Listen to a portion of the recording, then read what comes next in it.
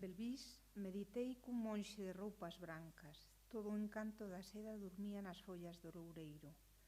O sol era un trapecista abrindo fendas. Mansedume furiosa. Rezar, dormir cos ollos cheos de champaña. Moi bo día a todas e a todos. Aí escasamente unha semana presentábamos aquí os premios da terceira edición da SELIC e hoxe imos presentar a edición de unha coidadísima edición que acaba de ver a luz da obra gañadora da segunda edición do ano 19 destes premios de creación literaria.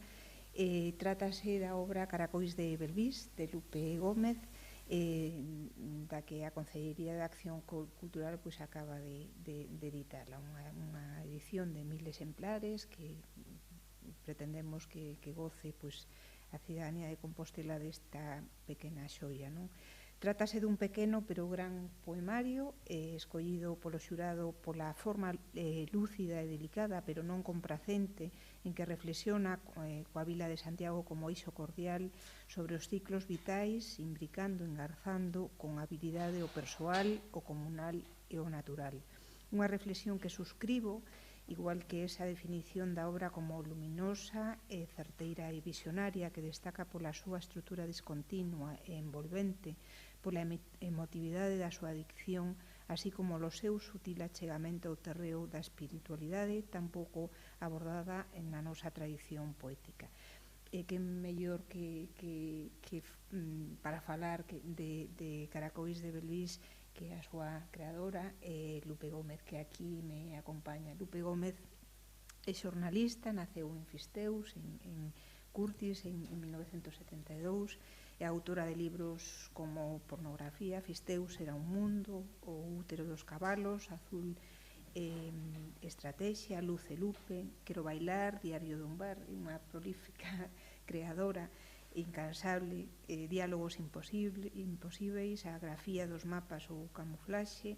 No ano 2004 colaborou co Concello realizando o libro A vida, As borboletas queren voar, no que aparecen textos seus con fotografías de Javier Iglesias e durante moitísimos anos foi colaboradora do xornal Galicia Hoxe, no que realizou múltiples artigos, entrevistas e críticas de libros, de teatro e música. Gañou premios importantes como Lorenzo Baleirón, Xoán Carballeira, o Premio da Crítica Española, o Premio da Gala do Libro Galego, entre outros moitos. Sen máis, cedolle a palabra a Lupe para que fale deste exercicio maravilloso que é este poemario Caracois de Belvís. Pois moitas gracias, Mercedes. Bos días a todos e a todas. Eu vou a ler un texto no que explico un pouco o que é para min o libro Caracois de Belvís. Titúlase O universo encaracolado. Mirando a enigmática ilustración da portada deste libro Caracois de Belvís, teño a sensación de que a cidade e o universo enteiro están encaracolados nunha espiral de amor tranquilo.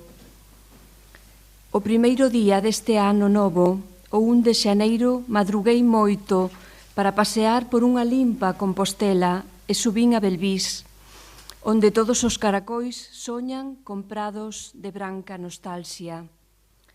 Foi como un despertar a unha vida nova. Así me sentín cando gañei o Premio SELIC o 27 de decembro do ano 2019. Sentín como se a cidade de Santiago me estivese abrazando con moita forza. Creo que as cidades necesitan ter a súa literatura, os seus escritores e escritoras, porque sen a forza das palabras doces, as cidades serían nenas orfas. Non terían un espello para verse refletidas. Sempre quixen facer un mapa poético de Compostela e agora creo que por fin o conseguín. Síntome plena e contenta como cando era mociña nova e atopaba a Uxío Novoneira nas rúas. El ás veces preguntábame se eu estaba namorada, pois o sol cantaba no alto das torres da catedral. Dentro dos frascos de Colonia, as camelias expresaban unha fondísima paixón literaria, un orballo de misteriosa claridade. Agradezo moito á Concellería de Acción Cultural que me permitise traballar co meu equipo da editorial Chan da Pólvora para facer a edición deste libro, co meu finísimo deseñador Manolo Martínez, a miña veciña correctora Anxo Sumai e o meu gran editor Antón Lopo. Creo que o libro naceu moi xeitoso, moi elegante, moi candoroso. É como unha flor que ole moi ben, agradable ao tacto, reconfortante para a vista, unha praia onde os caracois soñan con infindas orquestras tocando músicas dun diáfano mes de abril. Collo o libro Caracois de Belvís nas mans como se fose un lindo devocionario nas mañáns de transparente sombra. Son poemas breves que foron escritos como oracións espirituais ou cartas de amor. Eu, como autora, busquei a concentración máxima, ese momento en que, de algún xeito, abandonamos o noso corpo e a nosa identidade para facer unha viaxe chea de recollemento interior e meditación. Tamén aparecen no libro as vacas que se poñen a parir de repente e corren polos prados. Acollen unha dor moi profunda e unha intensa ruptura na súa carne, pois van a lumear unha vida nova, un becerro. Os barrios de Compostela, as leiras, falan, cantan e sangran como o lume aberto nas lareiras da nosa tradición e do noso futuro. Creo que a poesía é un rezo deitando mananciais de pureza na frenética vida de días revoltos. Unha pausa necesaria para coller folgos. Un amencer sosegado. Este libro que hoxe presentamos sería o primeiro chanzo dunha ilusionante triloxía de poesía compostelá. Aquí o verso aparece gardado na íntima nudez da seda. A segunda parte da triloxía sería o libro No encanto do aire, co que gañei o Premio Rosalía do Concello de Padrón, que está agora xa para saír da imprenta. Se No encanto do aire é un poemario no que as aves camiñan e se estremecen, querendo apreixar co corazón as resonancias cósmicas de Compostela, logo chegará a última parte da triloxía, As sílabas da peste, libro gañador do González Garcés da Deputación da Coruña, no que a cidade confinada, enferma e ferida quere estourar e saír polas portas de emerxencia, propagar un laio de curuxas escintilantes, sementar na fragilidade morta do aire unha explosión vital de palabras felices e liberadas. Quero rematar este bautizo de Caracois agradecendo á concelleira Mercedes Rosón a súa fonda sensibilidade para acariciar e coidar as nubes da cultura na capital de Galicia, pois esas nubes son o fundamento do ser humano, a auga limpa que beben os composteláns cando nas fontes aínda agroman flores intactas. Quérolle moito á cidade de Santiago porque me fai sentir ben e porque ela latexa nos pulsos interiores do meu sangue. Aquí teño amigos e amigas, veciños e veciñas que me saúdan nas rúas e que me contan chistes de inocencia antiga cando choran as follas secas das árbores. E agora vou a ler uns poemas breves do libro Caracois de Belvís para que vexades un pouco como é o libro. A ilusión de cantar nas costuras abertas do río, cando a noite sexa un puñal dentro dos ollos dunha troita. Palabras que nos reconforten como beizos de menciñeiras no alto da meda invisible. A memoria era unha carballeira de aves negras.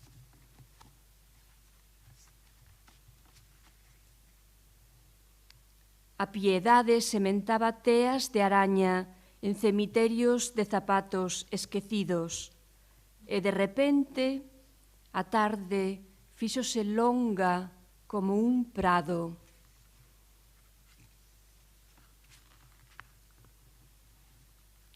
Apareceu unha luz escura que calmou a sede cega de Belvís. Os caracois desapareceron no branco lume da paciencia.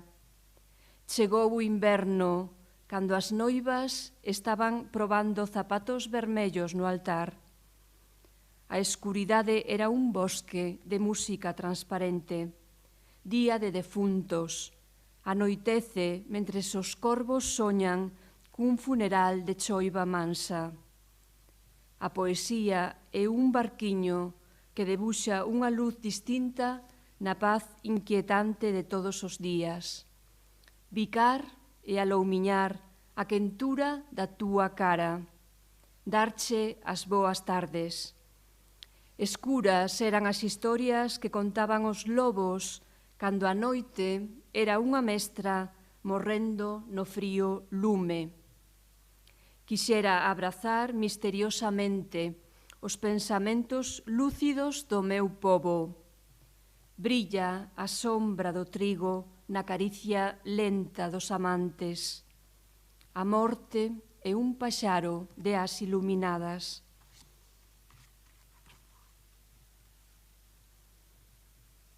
A serenidade é unha rapaza tateixa empurrando as portas coa forza terrible do mar. E xa para rematar, a nosa cidade chora como a estatua dun mariñeiro afogado ás 7 da tarde na carballeira de Santa Susana. E moitas grazas por escoitarme. Bueno, moitas gracias, Luce. A verdade é que emocionan as tuas palabras e me emociona sempre a túa poesía. Eu quero recalcar algo que dixo Lupe, que ten que ver con esta edición, que esta é unha edición do Concello de Santiago, pero que foi encargada a Chanda Pólvora, o seu diseñador, e que ven para quedarse. Este vai a ser o formato, o papel, de todas as publicaciones, de todos os premios que se van a editar. Xa o dixen a semana pasada, o grandísimo valor que ten o premio Selic é que xenera moita literatura sobre Compostela, non? Todo xira en torno a Compostela e iso vai a ser un grandísimo, xa é un gran patrimonio para a nosa cidade, non? Nós estamos insistindo moito nese perfil da nosa cidade como cidade literaria enorme, aquí viviron e viven grandísimos creadores e creadoras, moitísimas mulleres. Estamos nun momento en Galicia importantísimo a nivel de creación literaria en xeral, pero en creación literaria e en todas as súas manifestacións de mulleres, de grandísimas mulleres moi recoñecidas. Este ano houve varios premios nacionais importantes. E, polo tanto, creo que temos que celebrarnos, non? Celebrarlo e celebrarnos. E hoxe estamos aquí celebrando este tesouro que Caracois de Belvís.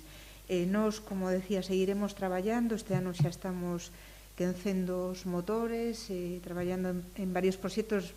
Bueno, temos aí a dúas mulleres que son Xela Arias, que xa sabedes que vai a ser a protagonista do Día das Letras Galegas do ano 21, e temos tamén o centenario do falecemento de doña Emilia Pardo Bazán. Xa estamos traballando, elas dúas viviron en Compostela, hai unha Compostela delas tamén. No caso de Xela, pois aquí estudiou e viviu, chegou a ser profesora do Xelmírez II, creo. Emilia Pardo Bazán viviu, creo que un ano, no 68-69, pero sí se inspirou en Compostela.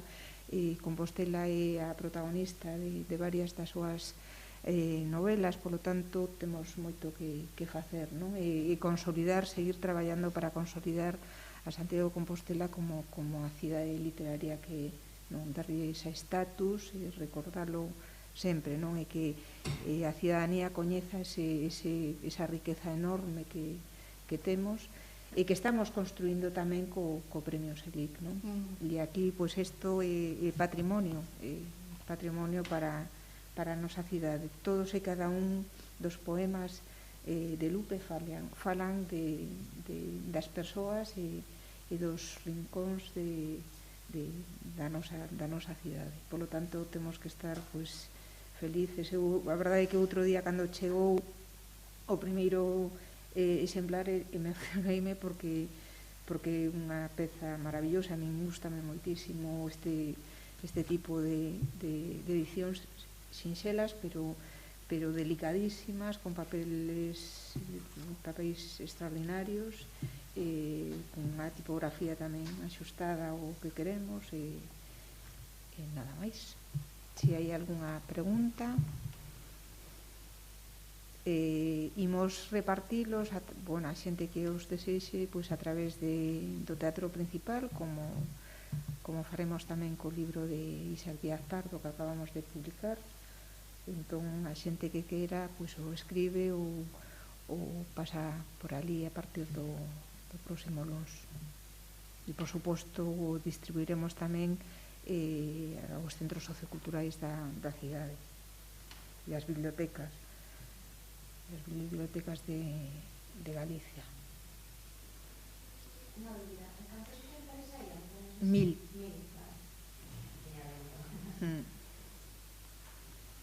Pois, se non hai nada máis, é importante decir que xa estamos traballando no